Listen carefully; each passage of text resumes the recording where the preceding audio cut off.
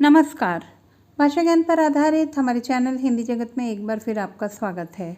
हमारा आज का वीडियो कक्षा 10वीं की पाठ्य पुस्तक क्षितिज भाग 2 के गद्य खंड के अंतर्गत सर्वेश्वर दयाल सक्सेना जी द्वारा रचित पाठ मानवीय करुणा की दिव्य चमक पर आधारित है। इस वीडियो में हम लेखक परिचय, पाठ का सार एवं पाठ्य पुस्तक के प्रश्नों के हल जानेंगे। तो आइए प्रारंभ करते हैं लेखक परिचय से। हिंदी के सुविख्यात कवि सर्वेश्वर दयाल सक्सेना जी का जन्म सन 1927 में बस्ती उत्तर प्रदेश में हुआ था। इलाहाबाद विश्वविद्यालय से बीए तथा एमए की उपाधि प्राप्त कर इन्होंने आजीविका के लिए अध्यापन और संपादन का कार्य किया। इन्होंने दिनमान के उप संपादक के तौर पर कार्य किया और पराग के संपादक के तौर पर मृत्यु पर्यंत काम किया। सन 1983 में इनका देहांत हो गया। इनकी प्रमुख पुस्तकें हैं काठ की घंटियाँ, बांस का पुल, गर्म हवाएं, जंगल का दर्द आदि। साहित्यिक विशेषताएं। सक्सेना जी रोमानियत, श्रृंगार, सौंदर्य और प्रकृति प्रेम के कवि रहे हैं। उन्होंने समसामयिक विषयों पर भी साहित्यिक रचना की है। वे इलाहाबाद के परिमल समूह के सदस्य भी रहे हैं। भाषा शैली की बात करें तो अपनी चित्रात्मक शैली के लिए विख्यात हैं। अनेक नए उपमान इनके द्वारा गढ़े गए हैं। वे शब्दों से गतिशील रूप छवि उकेरने में कुशल रहे हैं। अब बात करते हैं पाठ के सार की। सर्वेश्वर दयाल सक्सेना जी द्वारा लिखित उच्च कोटि का संस्मरण है मानवीय करुणा की दिव्य चमक, जिसमें फादर कामिल बुल्के की चारित्रिक और व्यावहारिक विशेषताओं को वर्णित किया गया है। बेल्जियम में जन्मे फादर कामिल बुल्के भारत आने के बाद से मृत्यु पर्यंत इसे अपना कर्म क्षेत्र बनाए रहे। वे सन्यासी थे, परंतु परंपरागत सन्यासी नहीं थे। वे भारतीय संस्कृति में पूरी तरह रच बस गए थे। हिंदी भाषा को राष्ट्रभाषा का दर्जा दिलाने के लिए इन्होंने सराहनीय प्रयास किए। लेखक के लिए फादर बुल्के को याद करना शांत संगीत सुनने जैसा था। लेखक ने उन्हें कभी भी क्रोध करते हुए नहीं देखा, अपितु सदैव ममता और प्यार से लबालब छलकता महसूस किया। फादर कामिल बुल्के कभी कभी अपनी जन्मभूमि एवं अपनी माँ को अक्सर याद किया करते थे। भारत आने के बाद 2-3 बार वे अपने परिवार से मिलने के लिए बेल्जियम गए। उन्होंने इंजीनियरिंग की अंतिम वर्ष की पढ़ाई छोड़कर सन्यासी बनने की इच्छा प्रकट की थी।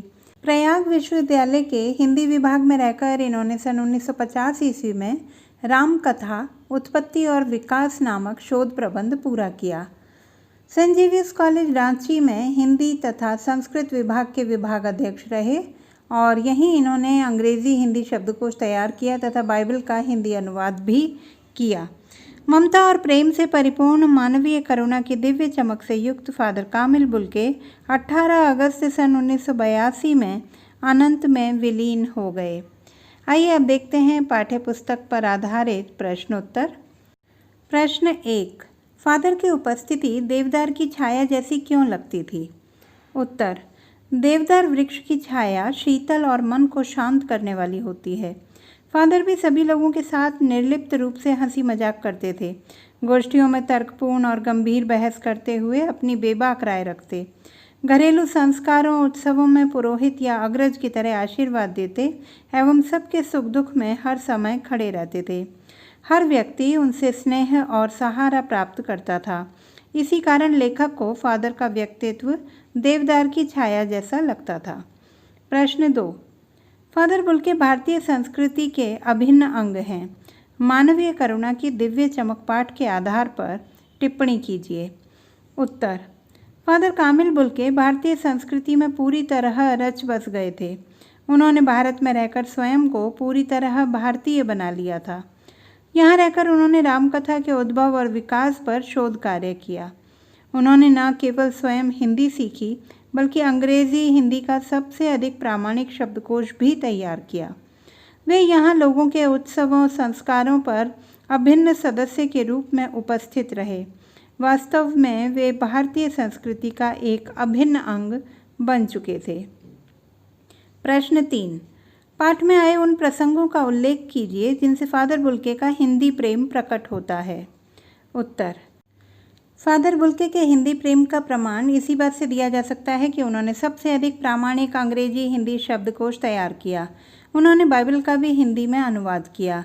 इलाहाबाद विश्वविद्यालय से एमए करने के पश्चात उन्होंने प्रयाग विश्वविद्यालय से रामकथा उत्पत्ति और विकास नामक विषय पर शोध प्रबंध लिखा।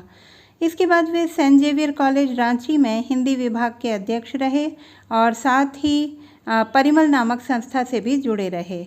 उन्होंने हिंदी को राष्ट्रभाषा बनाने के लिए अत्यधिक प्रयास किए। प्रश्न 4। इस पाठ के आधार पर फादर कामिल बुल्के की जो छवि उभरती है उसे अपने शब्दों में लिखिए। उत्तर। वात्सल्य और ममता से परिपूर्ण फादर कामिल बुल्के एक आत्मीय एवं ईसाई सन्यासी थे। पादरियों की वेशभूषा के अनुरूप वे हमेशा एक सफ़ेद चोगा धारण करते थे। उनका रंग गोरा था। चेहरे पर सफ़ेद झलकती हुई पूरी दाढ़ी थी।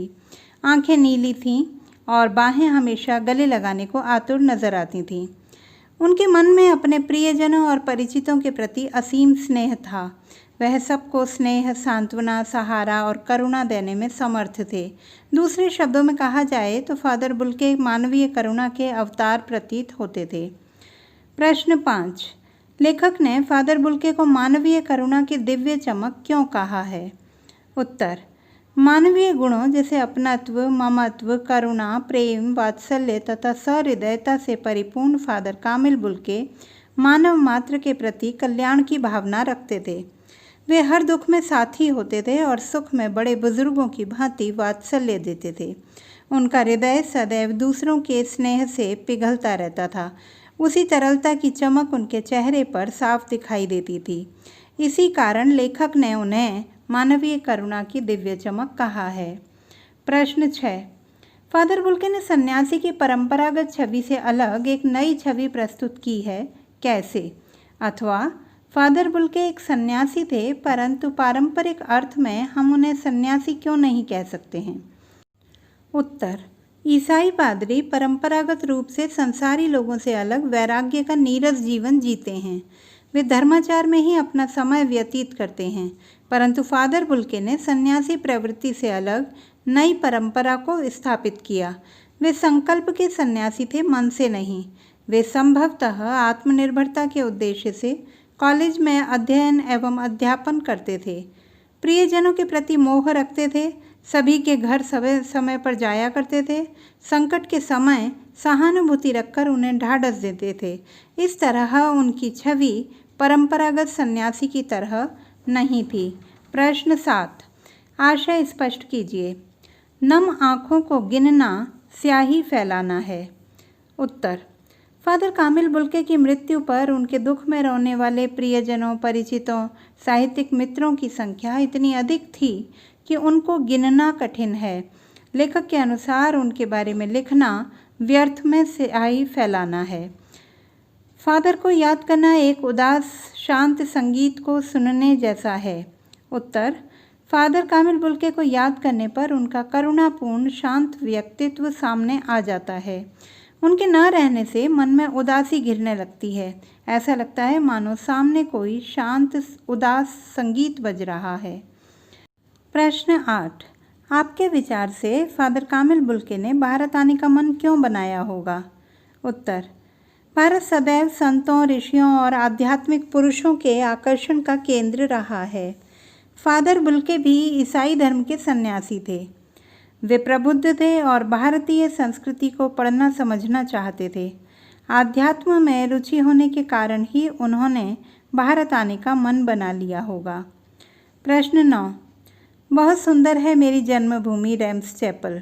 इस पंक्ति में फादर बुल्के की अपनी जन्मभूमि के प्रति कौन सी भावनाएं अभिव्यक्त होती हैं? आप अपनी जन्मभूमि के बारे में क्या सोचते हैं? उत्तर। इस पंक्ति में फादर कामिल बुल्के का स्वाभाविक देश प्रेम अभिव्यक्त हुआ है। जन्मभूमि से गहरा लगाव होने के कारण उन्हें वह अत्यधिक सुंदर प्रतीत होती है। मेरे लिए भी मेरी जन्मभूमि, मेरा भारत पूजनीय है। इसकी मिट्टी में खेलकूद कर मैं बड़ा हुआ हूँ। इसके प्रति मेरी भी श्रद्धा है। यह धरती मेरे लिए माँ के समान है। मुझे यहाँ का अन्न, जल, धर्म, संस्कृति सभी प्रिय है और मैं इसके उत्थान में अपना जीवन समर्पित करना चाहता हूँ। तो बच्चों, यह था मानवीय करुणा की दिव्य चमक पाठ पर आधारित पाठ का सार एवं प्रश्नोत्तर। आशा करती हूँ यह वीडियो आपको पाठ को विस्तार से समझने में सहायक सिद्ध होगा। पाठ के सूक्ष्म अध्ययन हेतु बहुवैकल्पिक प्रश्नों पर आधारित हमारा वीडियो देखना ना भूलें। यह न केवल ऑनलाइन परीक्षा हेतु उपयोगी होगा बल्कि पाठ के गहन अध्ययन में भी सहायक सिद्ध होगा। भाषा संबंधी किसी भी समस्या के समाधान हेतु बने रहिए सुनीता भटनागर हिंदी जगत के साथ। आपका दिन शुभ हो।